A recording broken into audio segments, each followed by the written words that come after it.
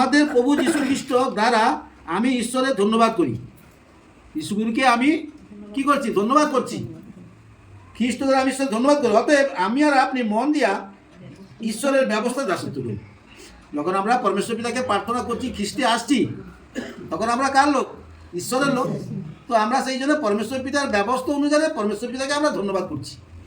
আবার কেউ কি করছি না, কিন্তু মাংস দিয়া পাপ ব্যবস্থা দাসত্ব করি। আবার কেউ মাংস দিয়া পাপ দেহ তার ব্যবস্থাকে তিনি স্বীকার করছে, ভেবে চলছেন। মাংসেতে পাপ দেহ ব্যবস্থা কি? মিথ্যা কথা বলতে না বলছে, চুরি করতে না বলছে, গালি দিতে না বলছে, এটা হচ্ছে পাপ ব্যবস্থা। কারো চুরি করা, কারো মিথ্যা সাক্ষী দেওয়া, এগুলো হলো মাংসের দেহের কাজ, জগতের কাজ। আমরা ঈশ্বরে আসছি, ঈশ্বরের বাক্যে আছি, ভজন গাইছি, প্রার্থনা করছি, বচন করছি, সাক্ষী দিচ্ছি, সবই করছি ঈশ্বরের। কিন্তু আমার কর্মটা কি হচ্ছে?